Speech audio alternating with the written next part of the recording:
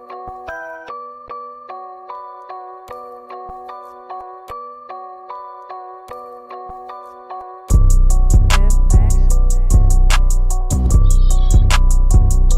right, welcome back to another edition of LAB Talk Life After Ball. We have a special guest with us today. We have Marlene Holmes, author, former collegiate athlete, doing some great things. Welcome to the show, Marlene Holmes. Thank you so much for having me. Hello to all the viewers, but thank you for inviting me on your platform. I'm excited to have this conversation and see what we can get into. Okay, all right.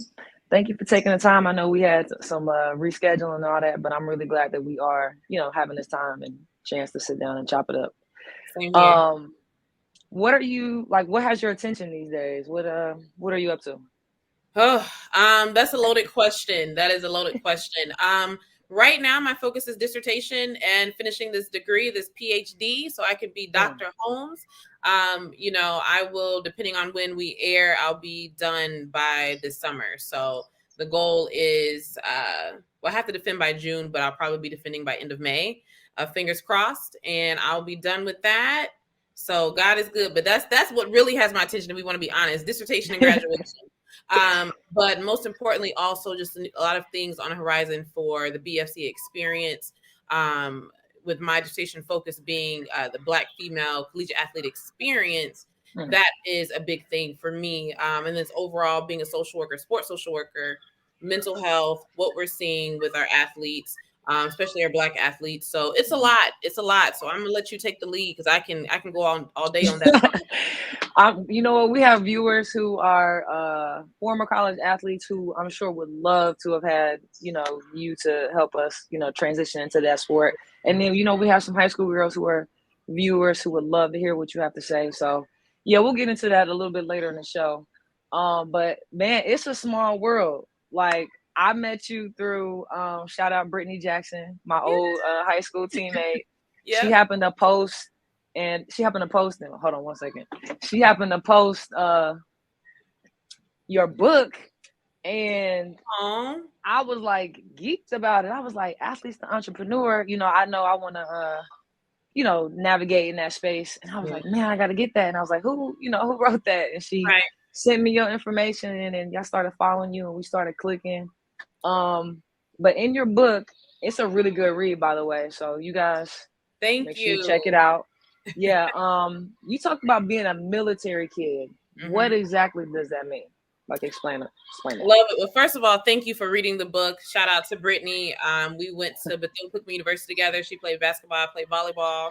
And I won't tell her whole story, but she's from my home state. Well, she played in my home state, right? So it was just kind of weird how all that connected before she got to Cookman. But the book Athlete to Entrepreneur is phenomenal. It's a collective of many different former athletes and some current athletes that share their story and their experiences. So for me, it was just an opportunity to be a little more candid than I have regarding my journey getting into sport and coming out of the sport, as well as some of the hurdles and successes that I experienced in the sport. So being a military kid, for me, for those of you that are not in the military, have any family, for me, I was raised in the Army. My stepfather was in the Army. So we moved every 3 years. So from the age of 3, I moved every 3 years until 6th grade. And I'll explain why later.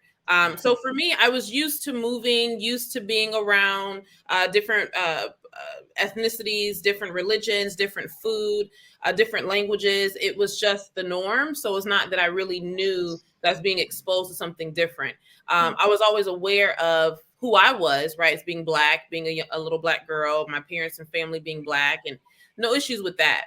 But when I got into sports, so what happened was we moved to Alaska the end of my 6th grade year. And so, and anytime we PCS, and PCS basically means you move from base to base, for those of you that don't know. So anytime we PCS, we would come back to my hometown, which is Louisville, Kentucky, and I would go to school a few months there while my family got kind of settled in our new location, got school and all that situated. So I went to school every 3 years for a few months in Louisville. And so in 6th grade in Louisville, it was kind of like giving you like high school vibes. Like we changed classes, believe it or not. Like shout out to Cameron Middle School. It was like a good vibe. And then I get to Alaska, and 6th grade for them at the time, at least, was recess. So we had recess, we had cubby holes, getting a single line. And I was like, yo, this is wonderful, right? But I started sport a year later. So I was always an athletic kid, but I never played in organized sports. Mm-hmm. So I was a kid running out in the playground, playing basketball with my Chuck E. Cheese soccer ball. Like I was that kid. Whatever you could have to play a sport, that's what I did. So 7th grade was the first time I ever tried out for a sport. It happened to be volleyball, and I made the team.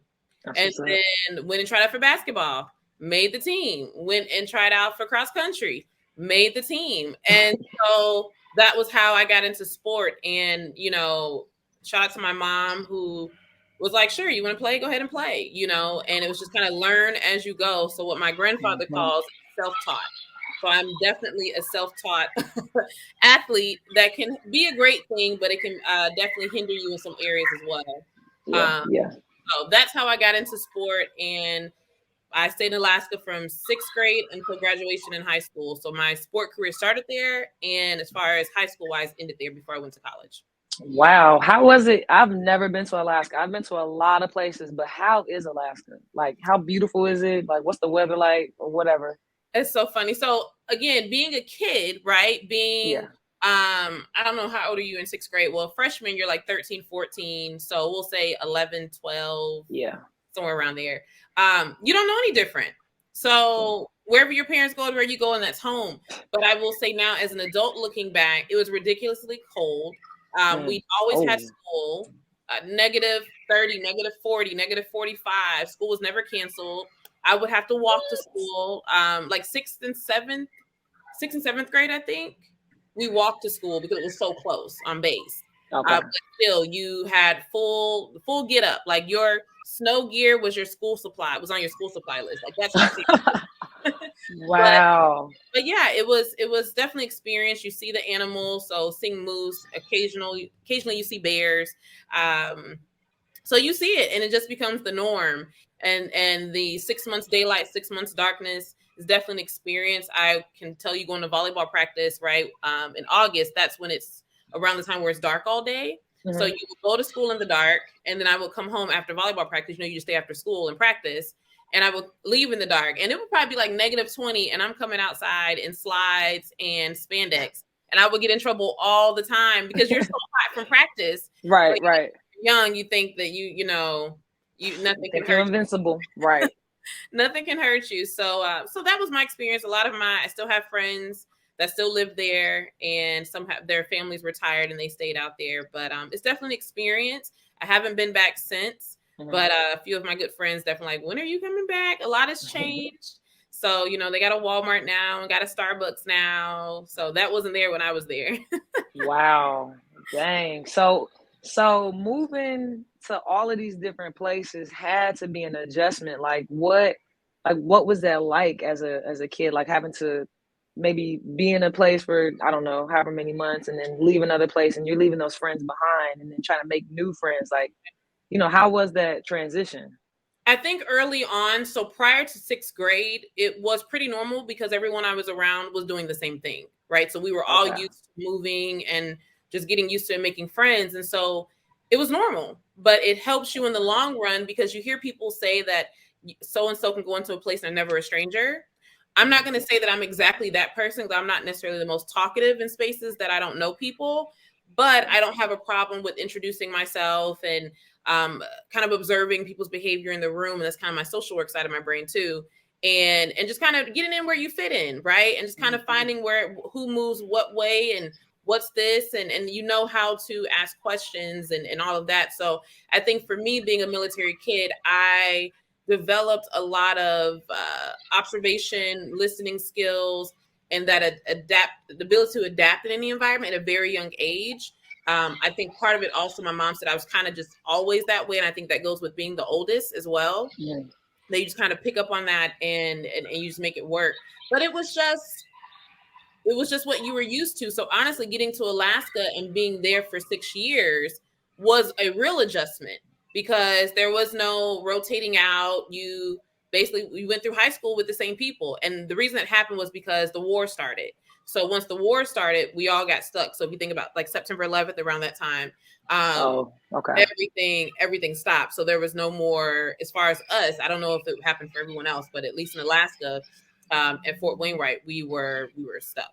Just kind of like shut y'all down. Right. That was a scary time though. So I can see that kind of just being like, hold on, like we don't know what's going on. Let's just put everybody on hold and get that figured out. Absolutely. So you said at a young age you tried out for all these sports and you pretty much like self-taught yourself.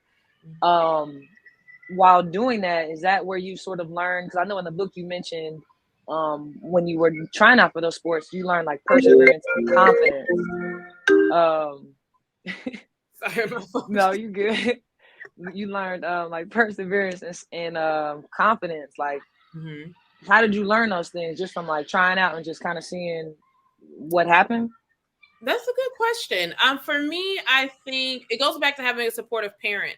So I don't really have a relationship with my stepfather. My parents, my mom, my stepfather divorced. So my mother really is my everything. So going out for a sport that I have never seen anyone play on TV, like I had never seen a volleyball match prior to going out for volleyball. So it's just kind of like, sure, go out for it. And so I come from a tennis family. So they all played tennis. Literally the Venus and Serena story, not as extreme as Mr. Williams, not to say that an encouragement, kudos to him, because you know it is what it is. But my grandfather learned the game, and then he taught his 4 daughters the game. And my aunt that recently passed, she played at University of Louisville at their tennis team.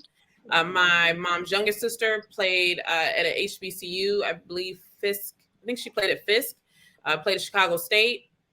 So I think having that in the background of my mom's learned experience it was normal, right? Being an athlete, playing a sport was what you do. She never said, hey, basketball's coming up, you should try out. I was the one that brought it up.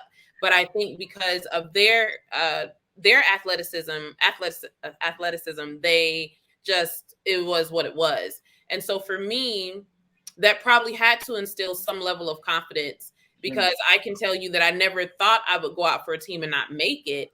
Now, going through practice and knowing that I'm not a good basketball player, and all the basketball team, they were on travel teams, and so they could really play. So that would be probably the first time I was like, ooh, I really might not make it, because these girls, crossing over, dribbling between their legs, behind their back. I was like, I can't. I don't know what it is. So, it was very interesting, but still made the team because the coach would say, it's the effort, it's your speed, and that's what we need. So I didn't play much, but when he needed something, he put me in. I worked my butt off for it. So I think the motivation, the drive, and it really came in that point. And also, for me, with talking about the development of Black athletes, as far as our psychological development, emotional development, for me, I also know that that's a time where I started comparing myself to other people. So I didn't know what a volleyball player is supposed to look like. So, they wear tall socks. She's wearing tall socks. Mom, I need tall socks. Oh, this is the brand of knee pads they got. I need those brand of knee pads because this is what she does. And she goes to X, Y, and Z and gets exposure. So I started creating my image based on my surroundings. And that's not always the most healthy approach, but that's all I knew. And so automatically ranking myself with other teammates, and not just with talent, but also with their physical beauty, right? You see volleyball, it was like, okay, we need a headband. I need my hair to flow. I need, when I'm in the air, I need a situation, right? Yeah. So it was early development of that as well. So there's a lot of good things, but I also know there's a lot of things that made it very challenging as well. Yeah. And as you get older, you start to, you think back and you're just like, wow, like I really did. Like my mental health was big back then. I guess didn't pay attention. Like you said, you were just trying to be like everybody else in a sense, you know what I mean? And just kind of keep up with the Joneses, if you want to say it. And I kind of wish, like it is now, everyone is focusing on mental health, because it is important. Right. Like, just who knows. And I mean, at the same time, I feel like that made you probably a better person too. Just kind of recognizing like what you were going through, and you're just like, nope, like I can't continue to be like everybody else. Right, So right. And that came much later in life. So for those right. of y'all listening, that came way later in life before I kind of figured that out, that that's actually what was happening. And honestly, earning this degree really was the eye-opening experience. Like, I've had pieces of it put together, but the journey that we go through of entering sports as a Black athlete, as whether it's a Black man or Black woman, they are two unique experiences that, unfortunately, in the spaces of our coaches, of parents, and even the players themselves, we don't know this. And so that's my motivation, is to get this information out. So when your child starts playing or goes out for their first organized sport like I did, you know how to have conversations, so that you're not only identifying or introducing your child as the basketball player, you know, or, oh yeah, this is my daughter, she just played her game last night and, you know, she put up 20 on the board. That's great. But all of a sudden you're now putting success and status as priority. And it's totally, you know, we don't intend to do it, but that is where it starts. And so that's what I want players and parents and coaches to really understand. Yeah, and I think that's really important, especially in youth sports, you know, starting young, because like you said, oh, my daughter just had a basketball game. She averaged 20 points. You know, she was this, that, and the third. And like you said, people start to associate them only with that. And I think as a 37-year-old, you know, I feel like I still connect with basketball heavily. And I think people still see me as the athlete. You know what I mean? And I'm much more than that. But at the same time, that's kind of just what I showed them, and that's on me. But you know, we really do, as I coach my girls now, like, I really want them to see themselves as a girl first, you know what I mean? And you're a basketball player second. This is what you do. This is not who you are.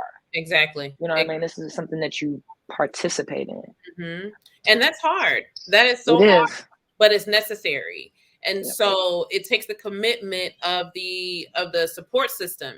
And what happens a lot of times, we don't have that support system, right? So if you are the first in your family to play a sport or to be this good at a sport, that can be very challenging, because ultimately we all want you to succeed, but you have to have a plan. You have to understand that you most likely won't go pro, that you have to understand that it is going to be very competitive, especially depending on your sport, to even get to college and the different routes and opportunities. And I learned a lot I used to manage a very affluent tutoring program between South Florida, Orlando, Houston, and Dallas. And what I would find with a lot of the athletes is that, especially my international or Caribbean players or Caribbean students, that the pressure of the word university and college holds so much weight.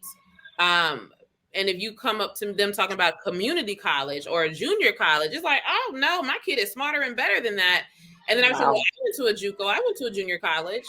Oh, right. It's just the exposure and the education. I'm like, no one's ever questioned why I went to a JUCO. No one's ever questioned why I went to an HBCU as far as job interviews and opportunities. They're just looking for that degree.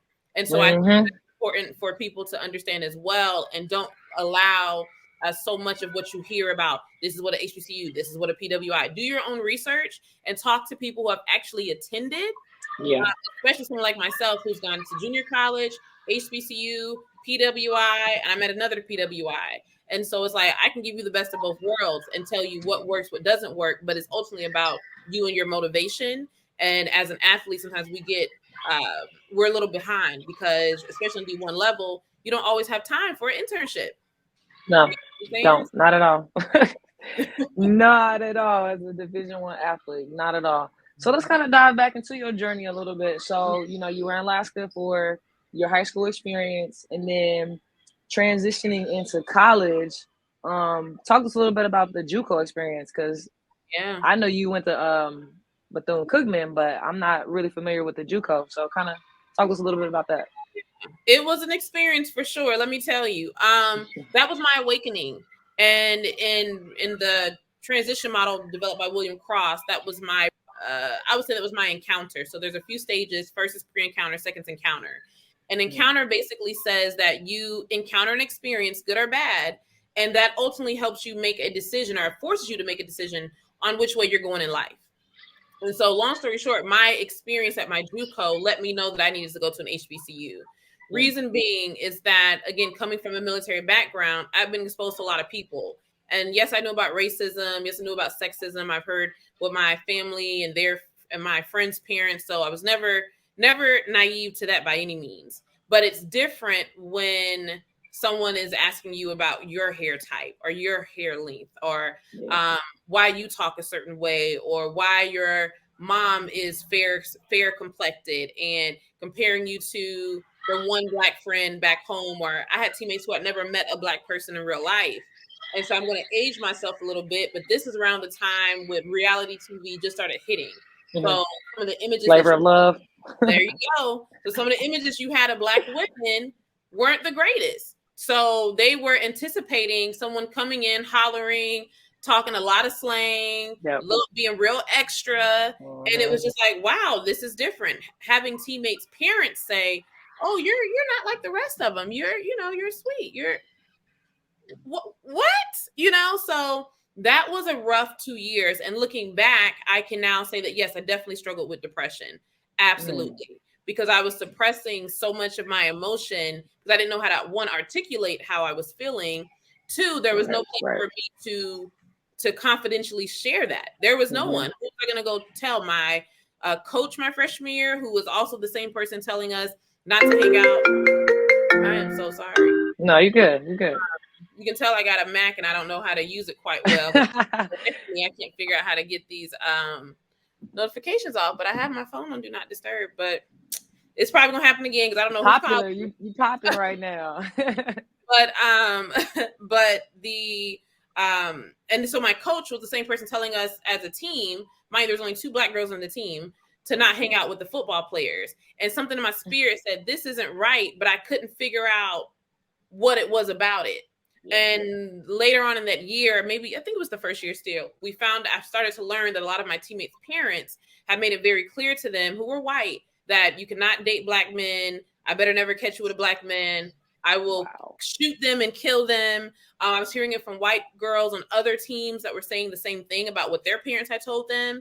And so it was just like, what in the world? I had teammates that used the word colored in referencing other athletes on campus. And it was just like, where am I at? Right. You know what I'm saying? And so get out of there quick. And the thing is that what I tell parents now and tell athletes now is do your research on the community and the team and what they have existing. Where are they from? Find out about their story. Ask the coaches specific questions. Is there a Black student union on your campus? Are there spaces for Black athletes to have that confidential space or Black student body, especially at PWIs? Is there a hair store in the community? Is there, you know what I'm saying? Is there a church? Do you do yoga? Like, make sure that where you're going is more than just that campus, that you have in the community what you need as well. And so my JUCO was in a very small town, called Independence, Kansas. And if you've watched Last Chance U, they were on a season where they had the football coach that was a little off. And so that was the campus. It was literally one large dorm. We had some little apartments we called the bricks, and the building for our schools behind it, and the gym. That was it. It was super small. Wow. Yeah, real tiny. And it's a small country town where everybody knows everybody and everybody's raised there. So I would say the town itself, I didn't necessarily have issues with. I didn't have a car. There was nothing to go hang out and do. You couldn't go to a club. Like, there was nothing there. So it was just that there was no hair store. The only hair products you can get was in Walmart. And it was like, so it was tough. And we don't talk about just what it is to be a Black woman in these spaces and how to take care of yourself. Just doing your hair. And that's something we have to think about. So it was very interesting. I ended up being there for 2 years. And another part that I share is you cannot, I hate to say it, but it's the truth. You cannot trust coaches when they're recruiting. This coach promised me that I would go there and play for a year because she said I wasn't good enough. And I understood that. I wasn't good enough to play. So instead of going to Chicago State and redshirting, I will go to this JUCO, play and get ready, get myself together, and then go to Chicago State. Right, that's what you're supposed to do. Like, they want you to prepare yourself for a year. Lies. That coach left Chicago State, and she was the former coach of my coach at the JUCO. She ended up, they had a whole plan. Long story short, they had a whole plan already set. So I was stuck at a JUCO for more than anticipated. And I was like, okay, so what am I going to do now? I didn't play much my freshman year. Ended up getting injured, not a major injury, just rolled my ankle really, really bad. And was just like, so I'm stuck, right? And so my second year, my assistant coach became our head coach, who was phenomenal. She became like a big sister, a best friend, and she understood. She was a white woman from that town, but she understood. She said, I've never heard of an HBCU, but whatever it is, I'll help you get there. Because she was not a coach prior to this. It was kind of like she was friends with the head coach and kind of, you know, and played. And she also played at that JUCO as well and was very good. So it worked. And I just think it was God sent that she was ultimately, she changed my position from outside hitter to libero. She's like, this is how you're going to get seen more. We need you on defense. So we're going to move you to back row as libero. And ultimately that's what got me recruited, was shifting positions, more playing time, and just being where my team needed me and being captain as well. That's what's up. I love volleyball. Volleyball was my second sport. My first was obviously basketball, but I tried out for volleyball in 8th grade. Never played ever in life. Made the team. Well, my high school was small, but I was athletic, so I made the team, and I fell in love with volleyball. Like, I probably could have went to college for it, but basketball was my first love. So when I read your book and you said you was a middle blocker, I really wasn't too good on the block, and I was, you know, here and there, but spiking, that was my favorite, which I'm sure most people's favorite thing to do. Right. I get up there, man, and smack that ball into the 10-foot line. Loved it. And our coach would bet us, like, if you hit so-and-so in the face. Right. This probably ain't right, but she's like, if you hit so-and-so in the face, I'll give you $5. Man, we was out there trying to tag everybody. So that's so funny. And I love defense. So for you to say that, you know, your coach switched you to defense, I love digging up everybody's head. Like, nope, you ain't getting that. Nope. Like, that was like my love. It's a phenomenal sport. It really is. And thanks for bringing that up. I started off, so I'm 5'9.25", so basically 5'10", you know, just round that up with shoes on. Right on, right. But I started off as a middle blocker, a middle hitter. So, you know, learned very quickly, and my coach saw it very early, my speed and just the ability, again, the footwork you need to be a successful middle blocker, I caught on to very quickly. But I will still say I probably didn't have the technique down packed because I had the speed and I had the vertical for it. But even in middle school, people, you know, I was always the tallest kid. So you got away with it in middle school. High school, still pretty much got away with it. But then my coach started moving me to, I played all around in high school. So moved me to right side, stayed middle, or we would just run plays to where even if I'm right side, I've come back to middle, different things like that. But made it clear that for college, your middle blocker probably isn't going to be it, but we're going to keep you playing all around. That way, he called it a utility player. The coaches can see that you can play wherever we put you. And so that's ultimately, I think, truly what got me recruited as well, that I showed that I could play all around. And so I was telling athletes that it's, you know, it's not enough just to know your position. It's not enough. I mean, you know that for sure in basketball. Basketball, everybody got to know what they're doing. Football, everybody got to know what they're doing. And the same as volleyball. I think outside, volleyball looks very easy and simple, but the plays we run, and if you run them well, are phenomenal, but it goes back to knowing your role. So by the time I got to college, right side hitter, I think I was still on the roster as middle blocker, but we had girls that were 6'5". Right. 6 feet. You know, but one time at Cookman, I did have to play middle blocker, and I did good. And so I was like, she ain't lost. But get them up. Because she got hurt in the game and I came in for a little bit. But even with that, the coach is like, nah, we still going to put her back in. Like, we appreciate you. You just a sub, right? You just right. That's what's up. But to kind of go back into what you were talking about, you helping parents and college athletes think ahead and look at the campus, the community surrounding, the athletes that's already on the team. You know, the students that go there. I think that's really, really important now. You know, back then, I love Xavier. That was the school I chose. But I don't think I really looked at all of those factors. Like, it's a PWI, but, and we had a black, I don't know what you want to call it, but we definitely had a group, you know, that was, you know, for, you know, the black students there. And, you know, we had amazing time there, but I don't think I researched that until I got there. So luckily we had that experience. But just the hair store. And granted, I'm from Cincinnati, so I kind of knew where everything was, but I still think it's important to look ahead and do that research. Yeah. Because you'll get stuck there. And look at kids now. I don't know how it is in volleyball, but in basketball, so many kids are in the transfer portal.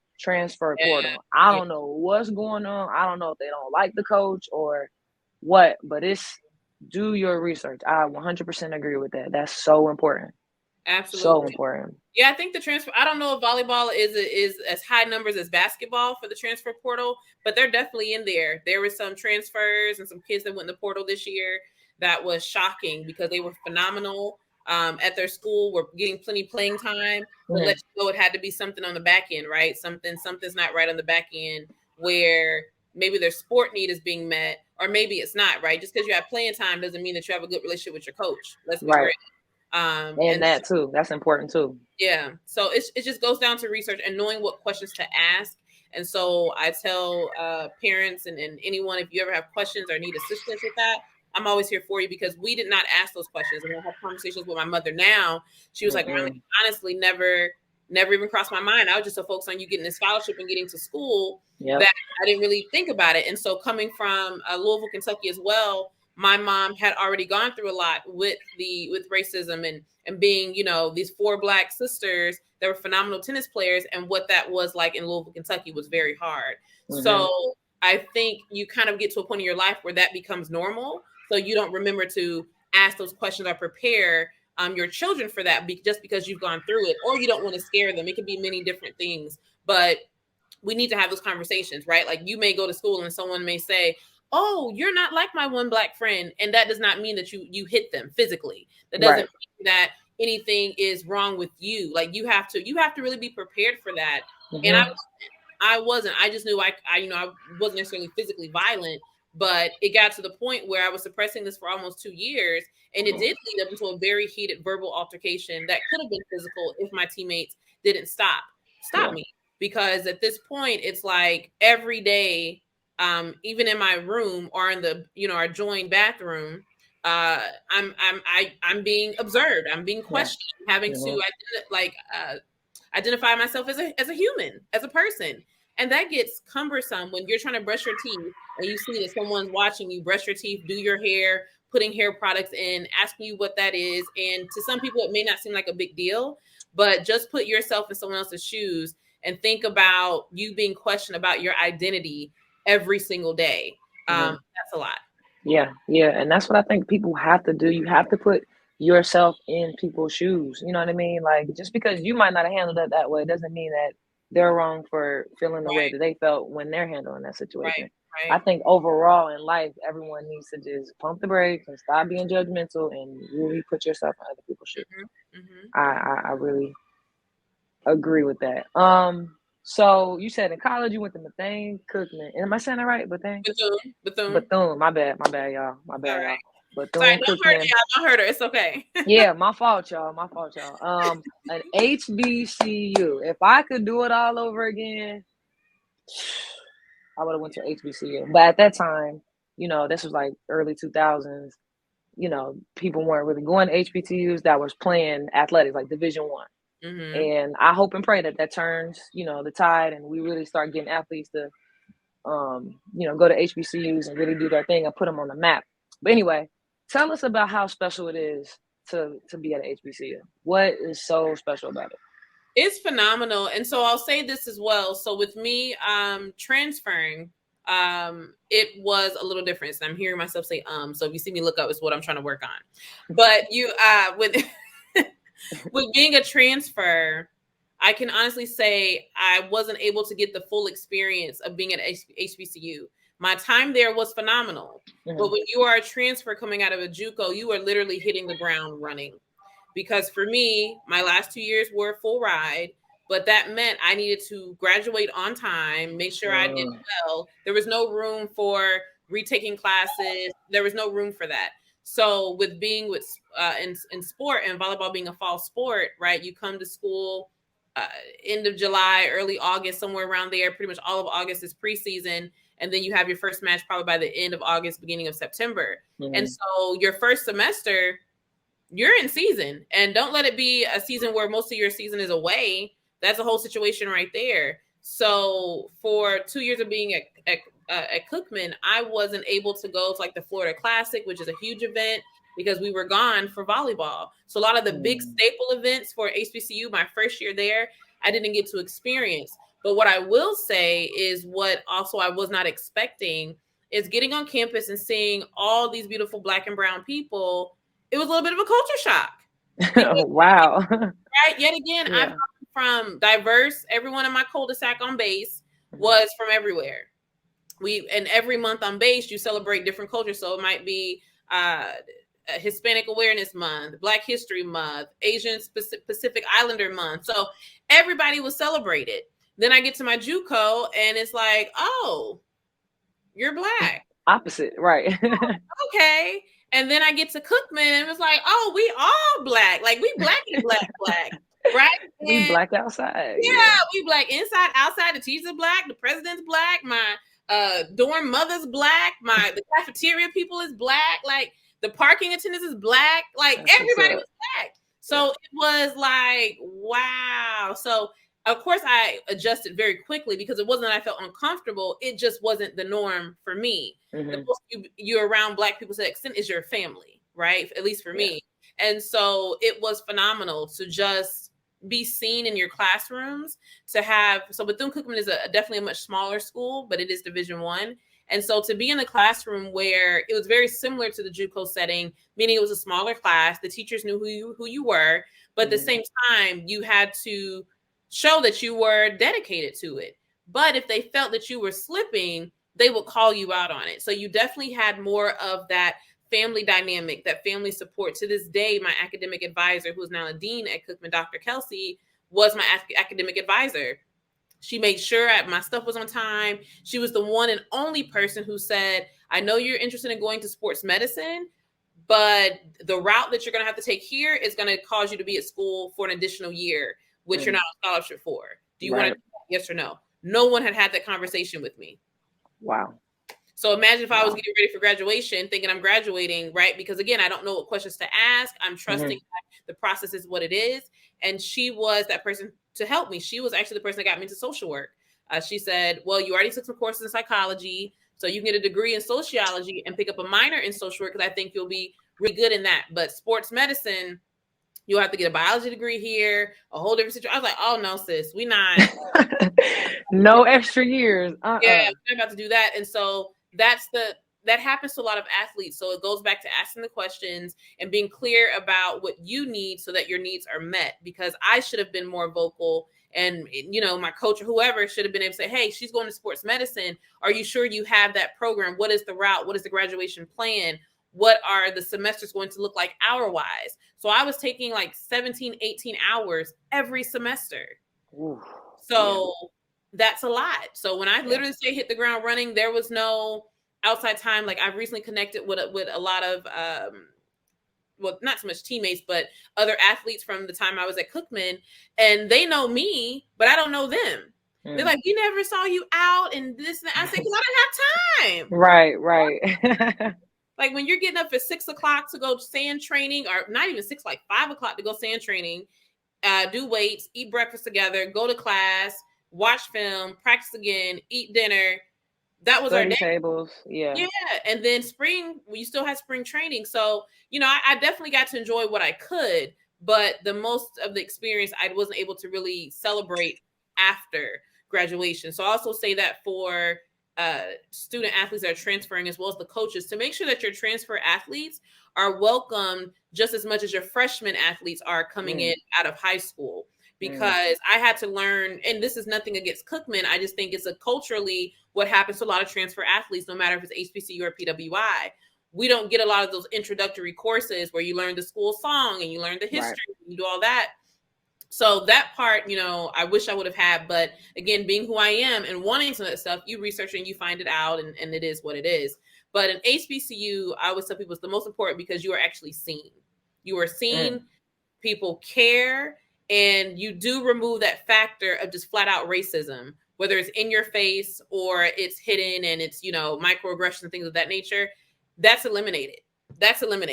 Because everybody's Black. There we go. You know what I'm saying? So not to say that other things can't happen, but from my experience alone, every professor, every teacher, there's two, Dr. Kelsey, who's my academic advisor, is the dean, and Miss Porter, who's one of my professors, still in contact with them. Like, they celebrate everything. They repost, like, when I post stuff on Facebook, it's phenomenal. And so that's what you get at HBCU. I don't have any relationships with anyone from my PWI. From my doctorate program, I will, because it's a different experience with the dissertation and you have a committee with you. So the 3 women that are with me will forever have a relationship with them for sure. But being a young adult, that 18, 19, 20, 21, those are vital years. And you need people to see you, but you need to also know that it's important that you're seen. Amen to that. You know, and I think that's a very good answer, an incredible answer. And just like you said, you being seen is important, and they just caring about you. Not to say that maybe my teachers or professors didn't care about me, but the fact that you still are in contact with them and you could reach out to them for anything, just to talk on the phone, hey, what's going on? Or maybe like as a mentor, I think that's amazing that you still have access to them. Yes. You know what I mean? No problem. I love to hear that. Man, if I could have went to HBCU, I don't know which one I would have went to, but it's a lot of great choices. I know. And you mentioned earlier, I'll say this, that the tide is turning. Like, the waves are here with the HBCU, with us seeing top recruits going to Deion Sanders and Jackson State, with us seeing the increase of Black women in volleyball. Morehouse is the first HBCU to have a men's volleyball team that started this season. Wow. So okay. It's changing. I mean, once they get their program up and running, you know, it's going to be very interesting to see what other HBCUs follow Morehouse as far as a men's volleyball program, because it doesn't exist. And it makes me think of back with integration, right? We had our HBCU circuit. We did what we did. And eventually integration happened in sports specifically because we were that good. And so that's how they brought us into the PWI space. So I'm very interested to see how HBCU's men volleyball markets that to keep our Black men, at least a lot of them. I'm not saying you can't go to PWI, but in order for us to build the programs, we have to show that we are excited and have a space and we're competitive in those spaces. Because my brother is 6'5". He played volleyball in 8th grade, I think, only because I played. And he was so good. So good. But that was it, because there was no high school team. There was nothing. There's not even youth. Like, I mean, around here, there's not even like youth, you know, programs for boys volleyball. I'm sure they're somewhere, but they're not everywhere. Exactly. So volleyball is still very much a predominantly white sport, somewhat an affluent sport. But the young girls that are coming in with volleyball and taking over, it is phenomenal, because it shows that we are just as talented and can do anything that anybody else does. So I'm excited to see that. But yeah, the HBCU space is there. And as an alumni, I am trying to do better in my part of contributing and giving back, and, you know, joining organizations with Cookman and things of that nature, because it only gets better when we go back and share what we've learned. And so I say that to everyone at HBCUs, like, it only grows when we show how much we've grown.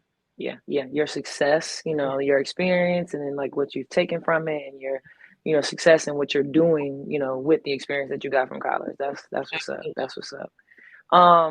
So when did you, like, at what point, you know, in your 2 years, I know they were a busy 2 years, like, when did you start thinking about that next phase, you know, of your life? Like, when was that? After Cookman or after my JUCO? After Cookman, like finishing your undergrad year. So it's actually kind of interesting talking about it, because I'm currently going through a whole situation with grief right now, and had the same thing with my senior year transitioning out of Cookman and volleyball. My coach that got me as far as my sophomore year coach for my JUCO, she lost her battle to cancer that same time. So like a few days before my senior night, she passed. So you lose the one that saw you before you saw yourself, right? Helps you get to your dream of a Division I school and playing volleyball at an HBC. Like, everything I wanted, she helped me get there. Yeah, she was with you, right? Yep. And then to now no longer have the sport, as well as no longer have a person that I could literally call at any time and have conversations with, and all of that was gone. So it was like 2 major things were gone in my life. And so when you talk about preparing for the next phase, there was no true preparation. Thank God for Dr. Kelsey, who made sure that I knew I needed to graduate and get all this done. Thank God for my roommate, who was my teammate, who definitely was going through a depression. I did not want to get out of bed, did not want to go to class. Like, I was just not interested in anything. I was tired. I was sad. I was heartbroken. And so my team was like, you've got to finish the senior paper. You've got to graduate. Like, if you don't do nothing else, you got to do this paper. And literally in the midnight hour, I got that paper done. I don't know how good it was. I don't know, but it got done and I graduated.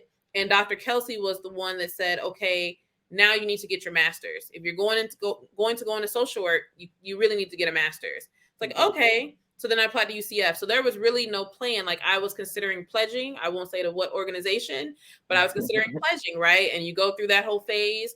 And it was, are you going to pledge or are you going to get a job so that you can get an apartment and stay and become an in-state resident for Florida tuition? And so that was the biggest decision I think I had to make, right? Do I want to go back home? Family had retired in my home state in Louisville. It was like, do I want to go back and start over completely, right? I don't know anybody beside my family and start completely from scratch, or stay here where I have a network.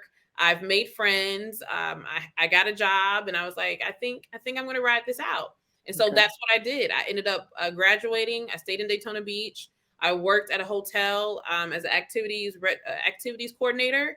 And it was the most fun job I think I've ever had. It was like at a very fancy resort, and they had an activities department. So being a former athlete, like, how fun was that to go on the beach and set up games for kids and have to teach myself wine so I could go be the wine connoisseur later in the day. Like, it was a fun job. And so I did that basically for about a year, waiting to become an in-state resident, because I was an athlete on scholarship. On top of that, I wasn't considered in-state. So I wanted cheaper tuition at my master's.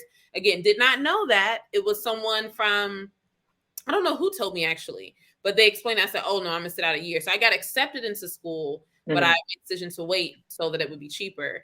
And that was just me checking the box. So I worked for a year and then decided to say, okay, well, I'm going to school in Orlando. So now I need to move from Daytona to Orlando, and reconnected with we weren't really friends in college, so I'll say an associate, but she was in Orlando, and we ended up becoming roommates while I was getting my master's. So God just worked it out. We met in Kansas, ended up living together while I completed my master's. And so it was just literally checking boxes. And the downside of checking boxes is that you don't have a plan for what's next. You don't have a plan. You don't know what questions to ask.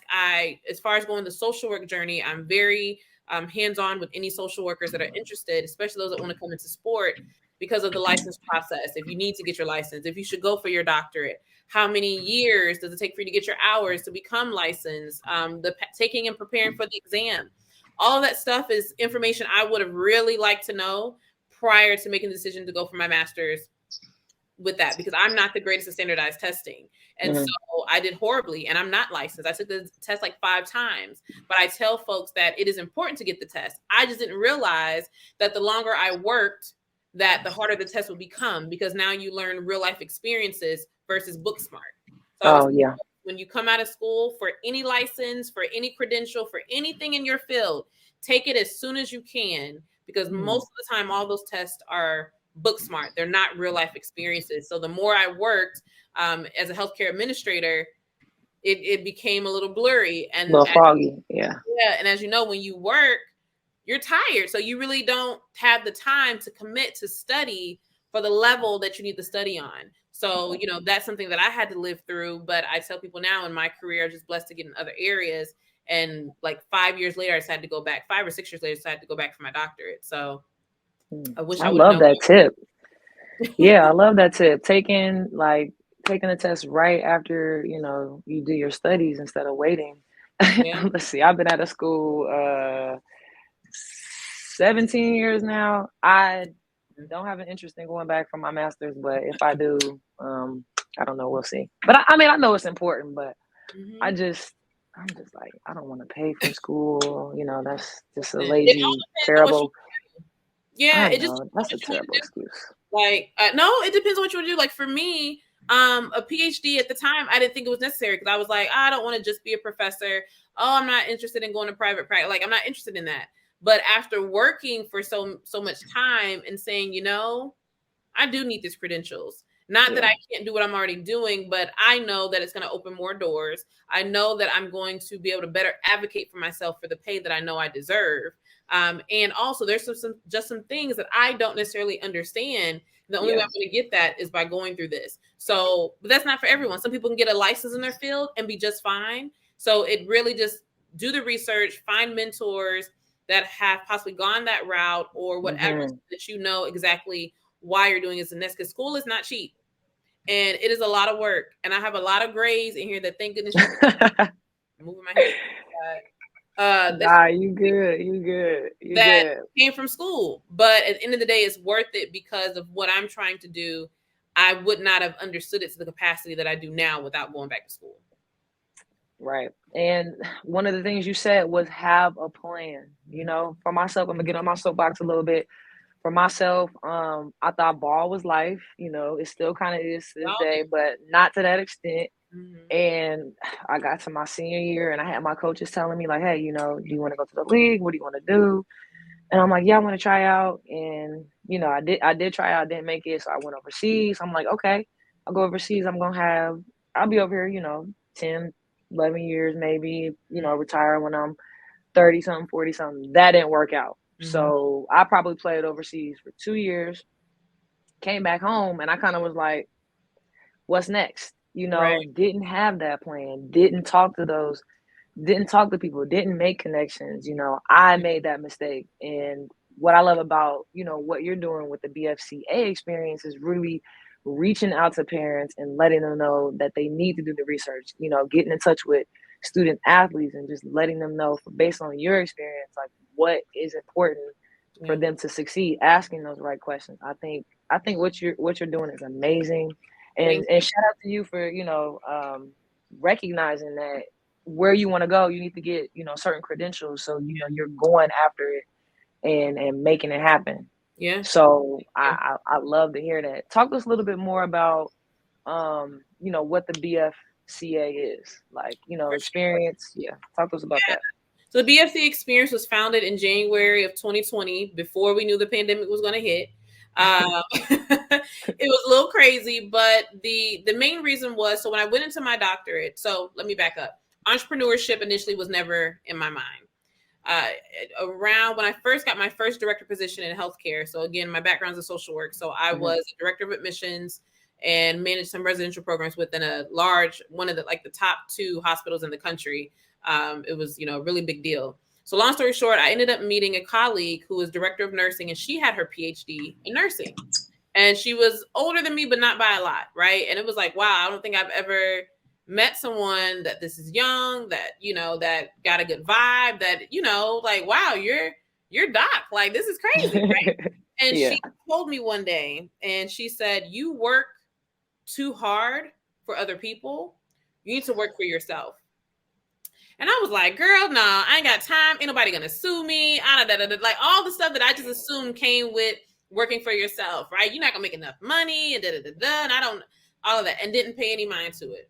I think maybe, I'm just gonna give a rough, maybe 5 years later is when I started my first business. So she planted the seed for me to even understand or explore that. And I had a lady who worked in like billing who told me, she was an older Black woman, and she said, use your PTO, enjoy your life, don't get caught up at work, because if something happens to you, they'll fill your position tomorrow. And when I tell you how I've seen that happen and manifest since I got my master's in 2011, so it's 2022. So I've seen how that plays out in so many workspaces, personal wise, with family and friends, and just with people that I've worked with colleagues. And it's so important. And so what people don't tell you is that a lot of people that have full-time jobs, we're seeing it more now, also have their own business. Yes. They just don't talk about it. Or they make you feel as if you're stretched too far to accomplish and manage a job. There was an interview for an opportunity I had, and, my resume has the BFCA experience on it. And the person said, oh, well, is this your own business? And the time I was still an adjunct professor was online. and manage a full-time job. And I was seeking a new full-time opportunity.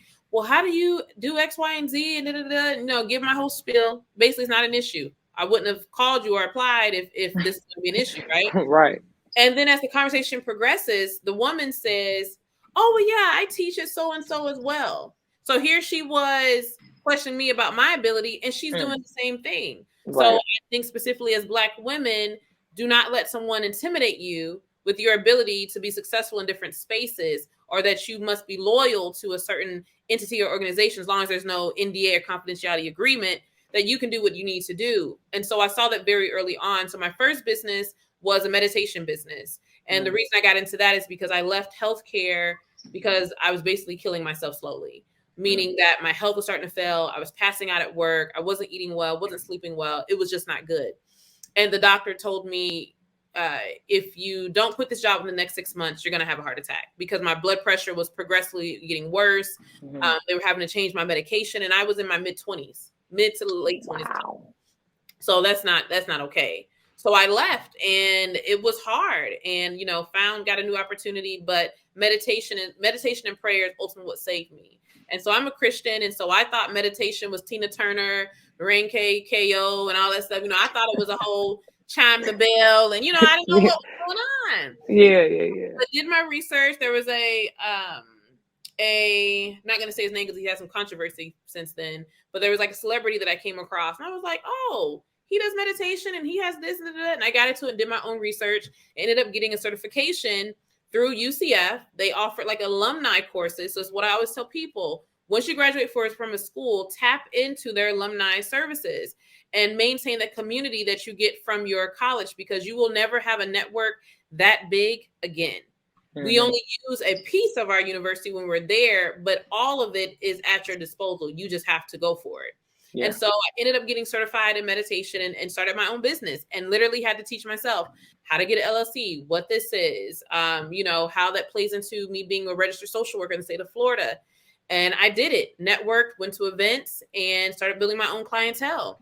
And once I started my degree, I couldn't manage it because I was traveling. It was in person. I couldn't manage keeping up the caseload. And so I did a little virtual, but it didn't give me, and I didn't feel it gave my clients what they needed. So I kind of let that go.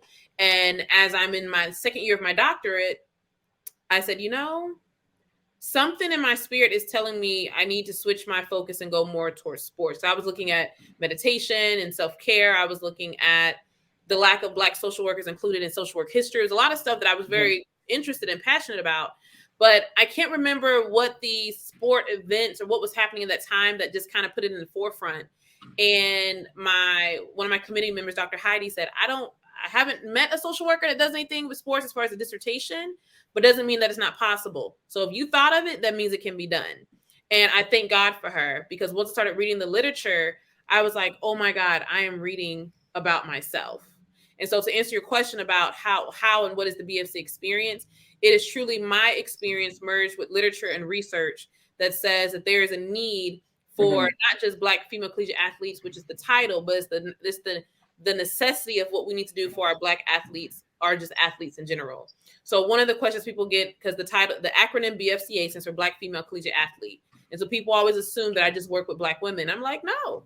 What the title and the name of my company comes from my experience. And what you have to realize is that the intersections of being a Black female collegiate athlete has built the foundation for me to do what I am now, what I can do now. So I can work with any culture, any religion, any gender, even if you are non-identifying with your gender, and whatever it is, I've been able to adapt and work in any space. So being a social worker, being a sports social worker, working in healthcare and education, all of that, my Black female collegiate athlete experience is the foundation to support and help everyone. And so that's what we've been able to do by hosting workshops, partnering with certain universities and colleges around the country to come in and speak specifically to their athletes. I've been blessed to have the opportunity to speak to sometimes just their Black athletes or their Black male athletes. It's been phenomenal to have those opportunities. Focusing a lot on transition, keynote speaking, but what's coming up this year, and I really haven't talked about it. So I'm not going to give a time frame because I got to complete this degree first, but we have two major things coming. I have a scholarship that we're working on that will be available specifically for Black female athletes in college. And the reason being is going to honor my aunt who just lost her battle with cancer. And with her being a Division I tennis player, and it's going to be open to HBCU and PWIs. The reason being is that I know my mom and my aunts had challenges with being one of a few Black athletes in those spaces. So this scholarship will be created to help them with anything. So if you're in scholarship, school is good, but what about clothes you may need for an interview? What about something you may need for groceries for the semester? Just something to support them on that. But we're definitely going to make sure it caters more to those that are focusing on their transition, to make sure you got clothes for your interview. Maybe you need some money for a laptop, to make sure you have what you need to have for this job and all that. So we got that scholarship coming soon. I'm going to go ahead and put it out. It's going to be, well, I'll wait on the title because I got to make sure we trade stuff like that. But we'll have a scholarship out, and we will also have it's kind of a mentorship group, but it's going to be more than that. Just a space for Black women specifically that are future, current, or former athletes to come into a space to be mentors, to get support, whether it's preparing for interviews, resume support, or just having a space to have those events. And I have a huge vision on how that's going to expand over time. And so that's going to be free. We're working on trying to do a nonprofit section because my business is for profit. So I want to make sure that anyone that wants to participate has an ability. So that'll be coming soon. So when we do have a formal announcement, hopefully we'll be ready by the summer. But things happen really quickly. But it is coming.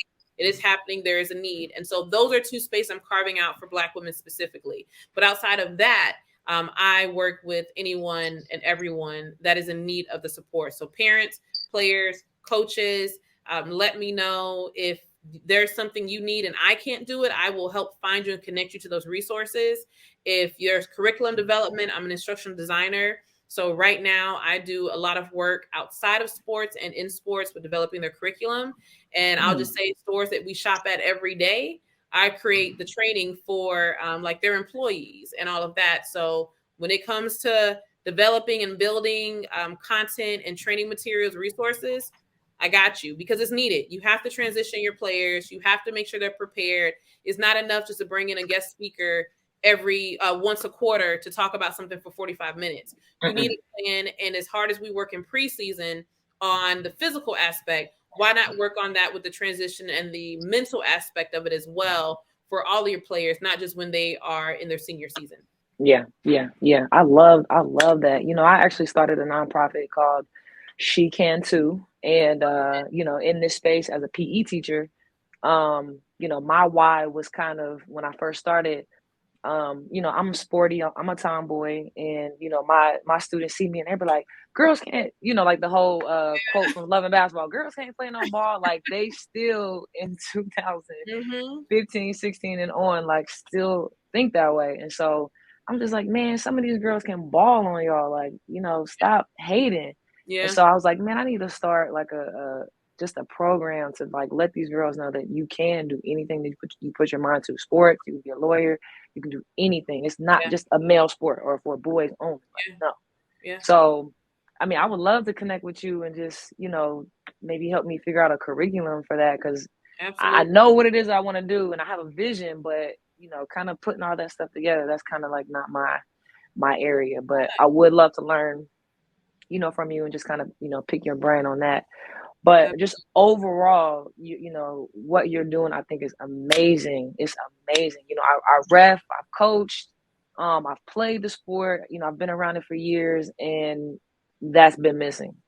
That has been missing and it's needed. It's needed. So for all those listening, we'll make sure to get you her information, definitely reach out with any questions. And like she said, she would be more than happy to help. And if she can't, she'll find a way to, get you that help. So reach out. I think it's amazing. Yeah, reach out to me. I'm now based in Dallas, Texas. I live a little outside of Dallas, but just DFW. So if you're here, if you're in the state of Texas, I made a huge move early August last year because just the population and the athletes that I'm trying to hit to the magnitude, Texas just seems to be the place to be. So I am here, but please note that I travel. I will come to you if there are events or things that you need. And like you mentioned, if there are just concepts that you have, we can brainstorm together. figure out, what your budget is to meet your needs. And because I tell there's something for everybody. Some people have a huge budget coming from a college and university, and some people just need a foundation. And then you take that and then you expand and do what you want with it. But it's something that I'm trying to be the person that I needed when I was growing up, whether it was a teammate, it was another attribute of my mother, it was the coach, it was teachers, it was just a friend. I'm just trying to make sure, I cover those bases, because it doesn't have to be as hard as it was for me, but it will continue to be a journey if folks like myself and you don't have these conversations. So I commend you for starting the nonprofit, for creating this podcast platform, because having podcasts are not easy. I have one, but I have not dropped an episode in quite some time.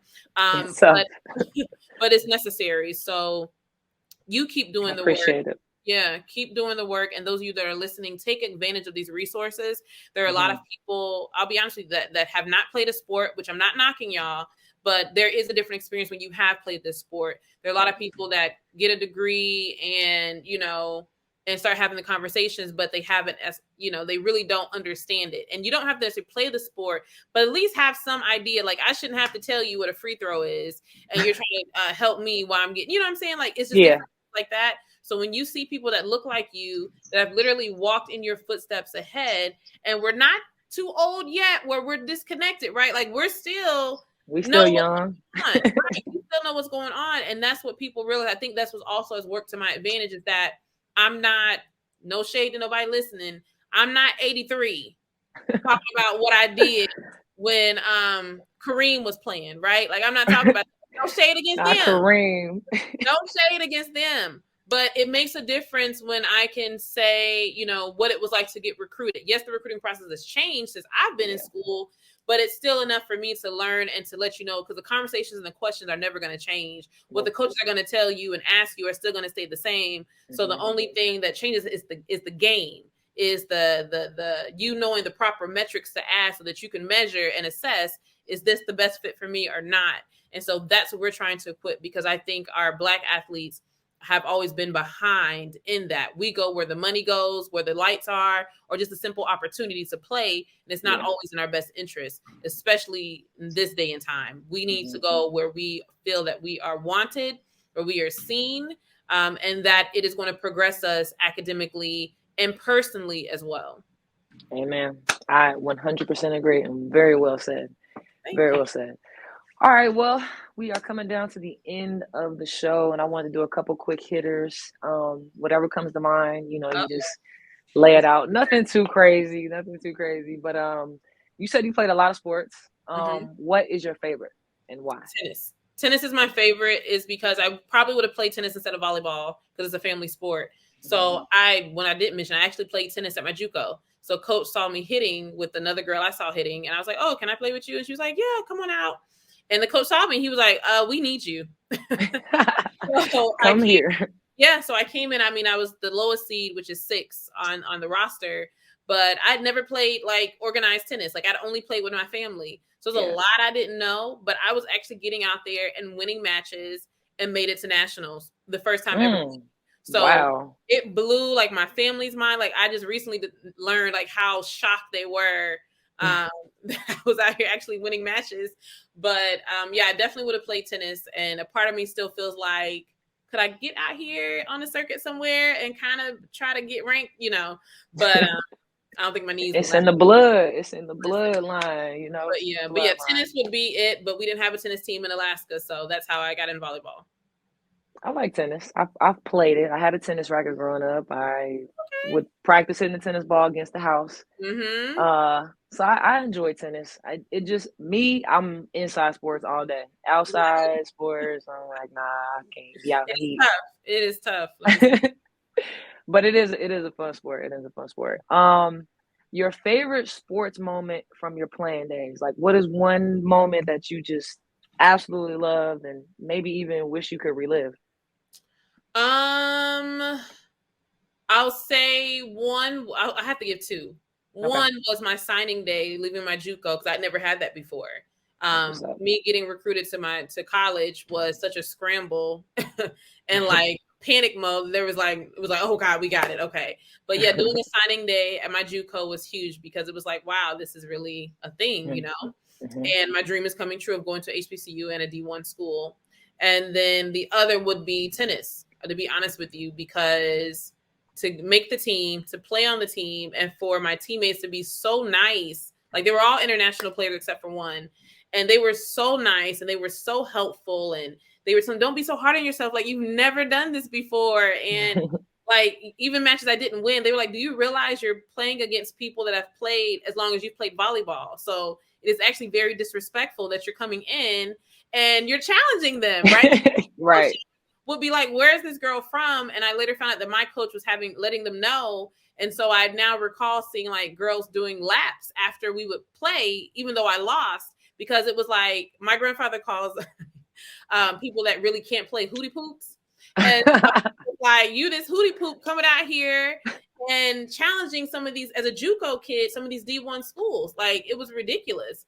But so yeah, that was the whole tennis journey, and making it to Arizona for nationals was like dope. Like, it was the best experience of my life. Loved it. That's dope. That's dope. And that could be the athlete in you. You know, we always feel like what we could do better, what could we fix? You know what I mean? When things don't go right, we are so hard on ourselves as athletes. You know, even as a 36-year-old, I'm not 37 yet. I do the same thing. I'm still hard on myself for the smallest things. And it's like, just, you know, you're all right. You're all right. You did great. Yeah. And then the last, oh no, I got two more. Your top 5 favorite tennis players, since that's your favorite sport. Oh, wow. It don't have to be all time. It's just your favorite tennis players. Well, I'm going to get a little technical. I'm going to go through it because of like history and what I've learned. So, right, my whole dissertation is about the Black female athlete experience, the Black athlete journey, all of that. And so first I'm going to have to give a shout out to Althea Gibson to learn of what she went through. Found out that she had to have a chromosome test because they just couldn't understand how could this Black woman be this good at beating white people in a white sport. And so it was the assumption that possibly that she was a man, like maybe her chromosomes is off and she's a man. So Althea Gibson, because to endure that, to continue to play after that, and to pave the way, I have to give it to Althea Gibson first. Also, I want to acknowledge Wilma Rudolph as number 2 for what she did with being in track, and what we often don't hear is about her, how much she advocated, how she was right there beside Muhammad Ali, who's my hometown hero, right? He's literally a few streets over from where I was raised, as far as his home house, and my family, my grandmother's, one of her sisters they all went to the same school. So to know that they walked the halls with Muhammad Ali, and it was just a normal thing, and my grandfather getting haircuts with him, and it was just normal. Like, he was just cool, right? Yeah. So, but to know everything that he did and to never know anything about Wilma Rudolph until I started my dissertation was mind blowing. So I have to acknowledge her, and also being her representing the HBCU space as well. Then we can jump forward into basketball. I really can't pick one. I was Houston Comets. So when the WNBA started, I was front and center. They was tight.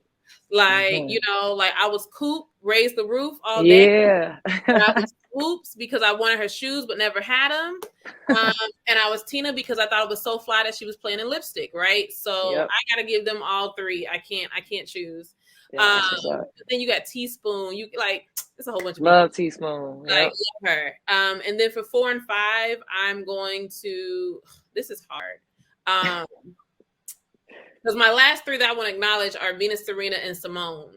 Go ahead and throw them in there. You can do 6. We give them 6. Venus, Serena, and Simone. So I do Venus because when I played, I was like, you know, you favor Venus, tall and thin, right? So I had the physical attributes of Venus, but I had the attitude of Serena. Like I was the one out there hollering, slamming my racket because volleyball and basketball, you got that energy. You know what I'm saying? So tennis, it was a little different, but for them to see girls that were a few years older than me come out with beads on their hair, like I didn't wear them all the way to the root, but I had beads on my hair. To see that and to know that this is normal for us. So to see how it was so abnormal for the world and to know how much they dealt with and what they went through. My mom and her sisters went through. Like, it's not a one-off story. So for them to push through, for them to not give up is tremendous, because there are a lot of Venus and Serenas in this world that never make it that far because it's just too hard. It's too hard. Yeah. So acknowledge them. And then Simone Biles, with all that she's done for gymnasts, for Black gymnasts, mental health awareness. And I follow her on Instagram, and I love that she's just a vibe. Like, she's just a young girl, engaged, living her best life, but will get out here and backflip, quadruple, one toe up in the air. On the Subway commercial. She did the Subway commercial. I'm like, okay. Right. So that's my top 6. That I've never been asked that question, so I love it. I watch it on interviews all the time. So I appreciate that. I appreciate that. That's a dope top 6, by the way. Thank you. I'm sure some people never even heard of some of the athletes, so you really just, shouted them out and really got some people Googling so right now. So that's what's Google, up. y'all. Google it, because it's a trip. Siri, ask Siri or whatever. Let me not do that, because she might mess us all up. Right. But and then my final one, you kind of touched on it a little bit, but what is the most enjoyable thing about what you're doing right now? Like, what you do is joy, but like, what is that thing in amongst it that just really like warms your heart with what you do? To be honest with you, and that's where the social work side comes in, it's the aha moments, as Oprah would call them. And it's the progress and the success, right? I can't always get you to that finish line, but I'm confident that I can give you a tool belt as a metaphor and give you everything that you need and tell you how to use them and give you examples of when to use them. So when you get out into life for those moments, you're already prepared for them. And so that is what's rewarding for me, that I can have an honest conversation like you and I talk. Like, when I meet with parents, when I meet with athletes, when I do presentations, I'm not using a whole bunch of clinical and fancy jargon. Like, no, we're going to have a serious conversation like you and I are having today, because that's what it needs to be. Like, this is not all, glitz and glamour, however they want to say it. This is real stuff. This is your life. So for me, it's the, oh my gosh, she's just like me, or oh my gosh, she's approachable, she's nice, she actually cares, she actually listens. But to see their growth and to see their participation, like sometimes they're very shy and they just kind of want you to lead the way. And I say, no, this is 50-50. I will pull up and get out the car, but you're going to have to open the door for me to come in the building. Right. I want to give you a strong foundation. It's like building a house. You have to test that soil first. And because if you build a house on some weak soil, what's going to happen? So my job is to come in here with you and to get in this dirt, make sure it's stable, it's firm, it's healthy. And then we can lay that foundation together. And then as you go through life, you will begin to build it. And that's my goal. And as long as we can give you that solid foundation, you cannot go wrong. Doesn't mean you'll have to rebuild or paint this area again, or, do some work over time. It's not going to be easy, but that foundation is everything. So the earlier we can get to folks and support them, or at least just help establish a new foundation in the journey. If it crumbles, it's fine. Right. Now we work together and we build a new one. We found a new plot, a new area to build that. So that's what's rewarding for me, is that I know this is my calling. I know this is what God wants me to do. And in recent events of my aunt passing, there was so much I learned about what she did, and it directly aligns with what I'm doing. And so even in this loss, I know that God has had his hand in everything. And even in losing her, she's still speaking to me. And it's like, you're doing what you're supposed to be doing. You're on the right path. My aunt was an entrepreneur. She was an athlete. She had a women's ministry at a church. Like, everything that I'm literally doing, she did. So whether you want to call it DNA, whether you want to call it just God giving it to me, this is my calling, and nothing's going to change me from it. So when people contact me, or they contact you, as I can tell, we're real. I'm not in taking your money because you show up with money. No, if I can't do it, I'm gonna tell you I can't do it. If I think this is not a good decision, I'm gonna tell you I think it's not a good decision. You take it, that's fine. I'll walk. That's on you. Yeah, I won't abandon you, but I can only do so much. But I'm going to be honest with you, because one thing my mother told me that I tell athletes is that she said, as long as you do the right thing, I'm always going to be there to support you. And even when you do not so much the right thing, I'm going to be there to support you. But there could be a point in your life where outside entities come in and I can't help. And so that's what I try to do. So, of course, that's law enforcement, getting locked up and things like that, right? You can only do so much. But my mother has stood by that my entire life. You do the right thing. You try your best. I'm never going to leave you. And so that's what I tell athletes now. I will be here to support you in any way that I can. And it matters. Your life matters. And you only get one life. So why not try to be the best you can as soon as you can? Hello. Looking at that, when I saw that quote, first of all, shout out to moms for her to, say that to you and really get you to feel that and to instill that in you. Big shout out to moms for really instilling that in you, man. That's huge, right? And we just want people to keep it. We want to keep it real, and people need that in their lives. Somebody to keep it 100 with them, who's gonna tell them the truth, who's not gonna sugarcoat it. This is what it is. This is my opinion. You can take it, leave it. It's on you. But hey, I still got you at the end of the day. I think that's important.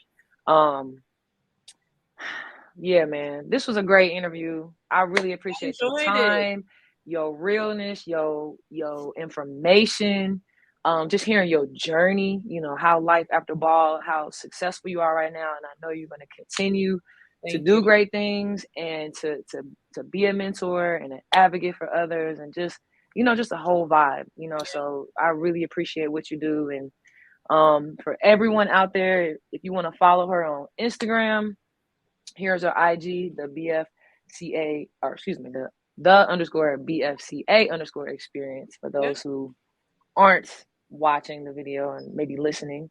If you want to email her with any questions, maybe just to, talk, reach out, anything that you want to share, there's our email below. And then if you want to check out her website, there it is. Easy. My glasses. Easy. Marlene Holmes. MarleneHolmes.com. Check her out. Hit her up. Marlene, I appreciate you. You stopping through, sharing everything, all your goodness, and you guys can check this episode out on YouTube. Our LAB Talk episode 5. Check us out. Hit us up. Hit that subscribe button, and we will see y'all next time. I want to thank you for your continued support of the LAB Talk podcast. If you enjoyed this video, make sure you hit the like button and subscribe to the LAB Talk YouTube channel to catch more episodes. Follow us on social media on our Instagram page at LAB_talk_ and at our Facebook page, Legacy 23 Basketball, for exclusive content. Thanks again to all the guests and fans. This wouldn't be possible without you.